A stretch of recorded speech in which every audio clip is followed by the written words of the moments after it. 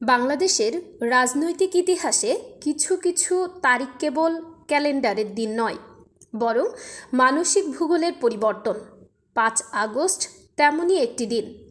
ছাত্র জনতার অভ্যুত্থান, দীর্ঘ রাজনৈতিক অচলাবস্থা, ক্ষমতার পুনর্বিন্যাস এবং রাষ্ট্র সমাজের অভ্যন্তরে জমে থাকা ক্ষোভ, সব মিলিয়ে এই দিনটি বাংলাদেশের সমসাময়িক ইতিহাসে এক গভীর অভিঘাত তৈরি করেছে। কিন্তু যে কোনো রাজনৈতিক পট পরিবর্তনের মতো এখানেও প্রশ্ন উঠেছে, বুদ্ধিজীবী, কবি ও সাহিত্যিকরা কোথায় দাঁড়ালেন?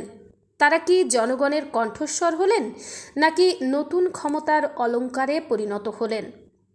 এই প্রশ্ন নতুন নয়। ইতিহাসের প্রায় প্রতিটি বিপ্লবের পর শিল্পী সাহিত্যিক সমাজ দুই ভাগে বিভক্ত হয়েছে। একদল নতুন ক্ষমতাকে স্বাগত জানিয়ে তাকে নৈতিক বৈধতা দেওয়ার চেষ্টা করেছে, অন্য দল সেই ক্ষমতার ভেতর জন্ম নেওয়া নতুন অসাম্য ও দমনকে প্রশ্ন করেছে। 5 আগস্ট পরবর্তী বাংলাদেশের সাহিত্যাঙ্গনেও সেই চিরন্তন দ্বন্দ্বই নতুনভাবে দৃশ্যমান হয়েছে। তোষামোদ বনাম দ্রোহ। প্রথমেই স্বীকার করতে হবে, 5 আগস্টের পর বহু কবি ও সাহিত্যিকের লেখায় এক ধরনের মুক্তির উচ্ছ্বাস দেখা গেছে। দীর্ঘদিন ধরে যে রাজনৈতিক পরিবেশে মত প্রকাশের স্বাধীনতা সংকুচিত ছিল, বিরোধী কণ্ঠকে দমন করা হচ্ছিল এবং সাংস্কৃতিক পরিসর ক্রমশ নিয়ন্ত্রিত হয়ে উঠছিল, তার বিরুদ্ধে মানুষের ভেতরে জমে থাকা ক্ষোভ এই অভ্যুত্থানে বিস্ফোরিত হয়।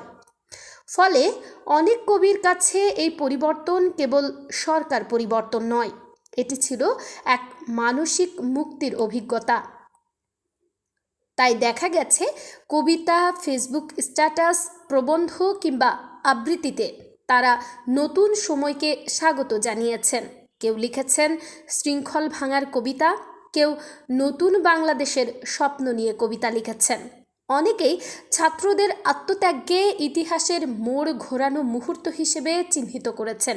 এই লেখাগুলোকে একপাক্ষিকভাবে তোষামোদি বললে বাস্তবতার একটি বড় অংশ আড়াল হয়ে যাবে, কারণ গণ অভ্যুত্থানের পর মানুষের আশা আকাঙ্ক্ষার প্রতিফলন শিল্পে আসবে, এটাই স্বাভাবিক। কিন্তু সমস্যা শুরু হয় তখন, যখন উদযাপন ধীরে ধীরে সমালোচনাহীন আনুগত্যে রূপ নেয়। বাংলাদেশের সাহিত্য সংস্কৃতির ইতিহাসে ক্ষমতার সঙ্গে কবি সাহিত্যিকদের সম্পর্ক বরাবরই জটিল। পাকিস্তান আমল থেকে শুরু করে স্বাধীন বাংলাদেশ, প্রতিটি সরকারই কোনো না কোনোভাবে সাংস্কৃতিক ব্যক্তিত্বের নিজেদের পক্ষে টানার চেষ্টা করেছেন। রাষ্ট্রীয় পুরস্কার, সাংস্কৃতিক প্রতিষ্ঠানের পদ, বিদেশ সফর, একাডেমিক দায়িত্ব, এসবের মাধ্যমে এক ধরনের সাংস্কৃতিক বলয় তৈরি হয়, যেখানে সমালোচনার বদলে প্রশংসাই বেশি নিরাপদ হয়ে ওঠে। 5 আগস্টের পরও তার ব্যতিক্রম হয়নি। নতুন রাজনৈতিক বাস্তবতায় দেখা গেছে, একদল সাহিত্যিক দ্রুত নতুন ক্ষমতার কেন্দ্রের কাছাকাছি চলে গেছেন। কেউ সামাজিক মাধ্যমে অন্তর্বর্তী প্রশাসনের অতিরঞ্জিত প্রশংসা করেছেন, কেউ আবার নতুন ক্ষমতা কাঠামোর অংশ হওয়ার আশায় সক্রিয় হয়েছেন। সাহিত্যাঙ্গনের অলিতে গলিতে পদ, পদবি, কমিটি, একাডেমি কিংবা সাংস্কৃতিক প্রতিষ্ঠানের নিয়ন্ত্রণ নিয়ে নীরব প্রতিযোগিতাও চোখে পড়েছে। এখানেই তোষামোদ শব্দটি সামনে আসে। একজন কবি যখন রাষ্ট্র ক্ষমতার অত্যন্ত ঘনিষ্ঠ হয়ে পড়েন, তখন তার ভাষা ধীরে ধীরে স্বাধীনতা হারায়, কারণ ক্ষমতার সঙ্গে অতিরিক্ত সখ্য মানেই সমালোচনার জায়গা সংকুচিত হওয়া।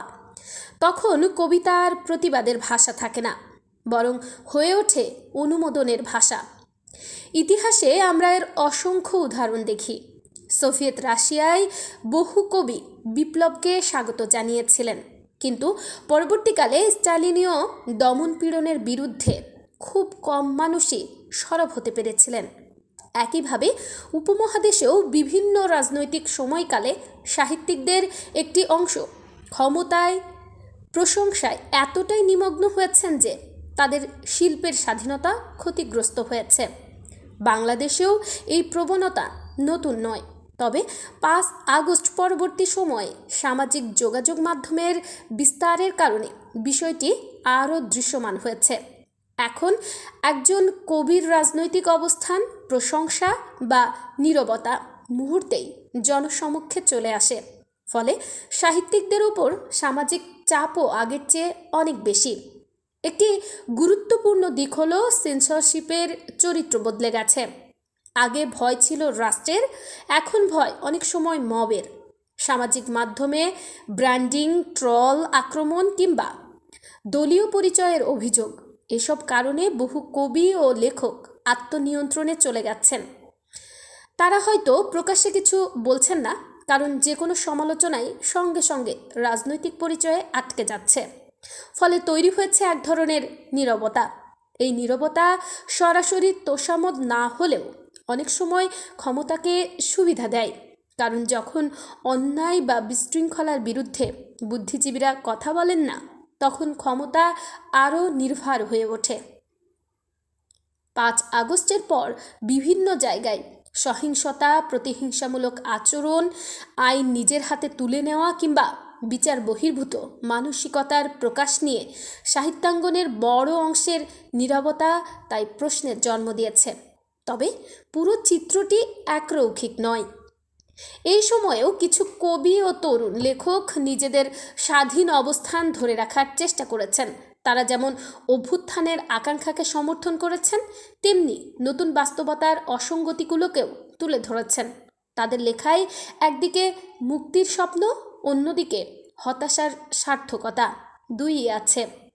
বিশেষ করে তরুণ প্রজন্মের কিছু কবিতায় দেখা যাচ্ছে নতুন রাজনৈতিক ভাষা। সেখানে সরাসরি দলীয় অবস্থানের চেয়ে মানবাধিকার, ন্যায় বিচার, পাহাড়ের সংকট, সংখ্যালঘু নিরাপত্তা, আইনের শাসন কিংবা জনতার আবেগকে রাজনৈতিকভাবে ব্যবহার করার বিপদ, এসব বিষয় উঠে আসছে।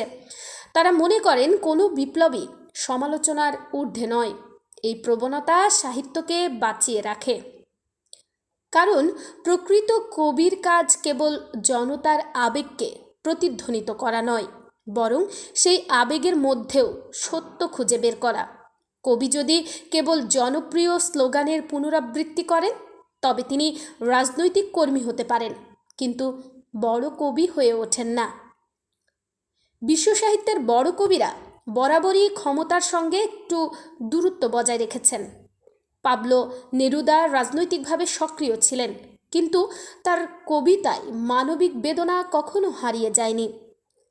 নাজিম হিকমাত রাষ্ট্রের নিপীড়নের বিরুদ্ধে দাঁড়িয়েছেন, কিন্তু কোনো শাসকের দরবারি হননি।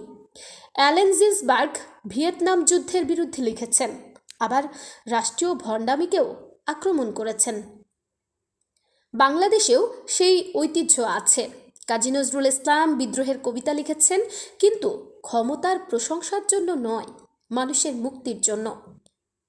শামসুর রহমান স্বৈরাচারের বিরুদ্ধে লিখেছেন, আবার স্বাধীনতার পর রাষ্ট্রের ব্যর্থতাকেও এড়িয়ে যাননি। আল মাহমুদ কিংবা নির্মলেন্দু গুণ, তাদের রাজনৈতিক অবস্থান নিয়ে বিতর্ক থাকতে পারে, কিন্তু তারা প্রত্যেকেই কোনো না কোনো সময় ক্ষমতাকে প্রশ্ন করেছেন। 5 আগস্ট পরবর্তী সাহিত্যকে বিচার করতে গেলে তাই একটি বিষয় গুরুত্বপূর্ণ। কে কোন পক্ষ নিয়েছে সেটি একমাত্র প্রশ্ন নয়, বরং তিনি সত্য বলার সাহস ধরে রাখতে পারছেন কিনা। এই প্রসঙ্গে লিটল ম্যাগাজিন ও বিকল্প সাহিত্য ধারার ভূমিকা বিশেষভাবে উল্লেখযোগ্য। বাংলাদেশের মূলধারার সাহিত্য অনেক সময় প্রতিষ্ঠান নির্ভর হয়ে পড়ে, কিন্তু ছোট কাগজ, অনলাইন জার্নাল কিংবা বিকল্প প্ল্যাটফর্মগুলো তুলনামূলকভাবে বেশি স্বাধীন।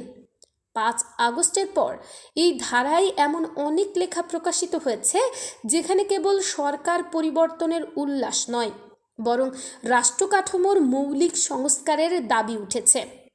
এই লেখাগুলোতে একটি গুরুত্বপূর্ণ প্রশ্ন সামনে এসেছে, শুধু ব্যক্তি বদলালেই কি রাষ্ট্র বদলায়? কারণ বাংলাদেশের রাজনৈতিক সংস্কৃতিতে দীর্ঘদিন ধরেই ব্যক্তিকেন্দ্রিকতার প্রবণতা প্রবল। ফলে নতুন নেতৃত্ব এলেও পুরনো দমনমূলক সংস্কৃতি অনেক সময় টিকে যায়। বিকল্প ধারার কবিরা এই জায়গাটিকেই চ্যালেঞ্জ করেছেন।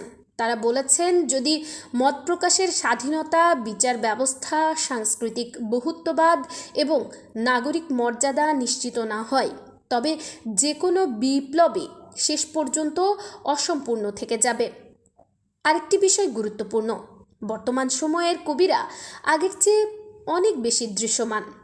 সামাজিক যোগাযোগ মাধ্যমের কারণে একজন কবির লেখা যেমন দ্রুত ছড়িয়ে পড়ে, তেমনি তার ব্যক্তিগত অবস্থানও আলোচনায় চলে আসে।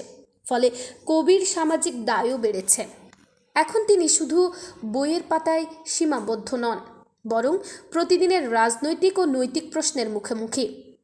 এই বাস্তবতায় কবিদের সামনে সবচেয়ে বড় চ্যালেঞ্জ হলো স্বাধীন থাকা।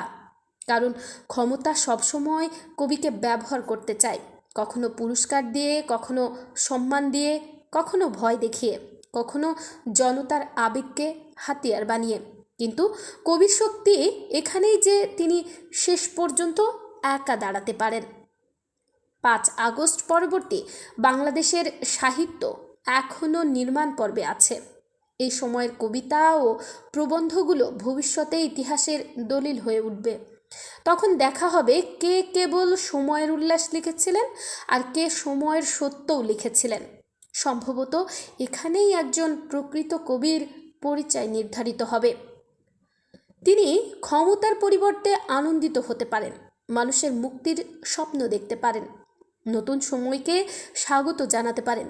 কিন্তু একই সঙ্গে যদি তিনি ক্ষমতার নতুন অধ্যায়, নতুন ভণ্ডামি ও নতুন দম্ভকে প্রশ্ন করতে না পারেন, তবে তার কবিতা ধীরে ধীরে প্রাণ হারায়।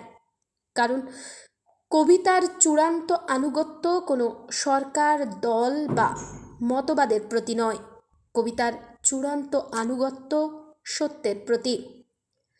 আর সেই সত্য বলার সাহসী নির্ধারণ করবে 5 আগস্ট পরবর্তী বাংলাদেশের কবিরা ইতিহাসে তোষামোদীর প্রতিনিধি হয়ে থাকবেন, নাকি দ্রোহের উত্তরাধিকার বহন করবেন।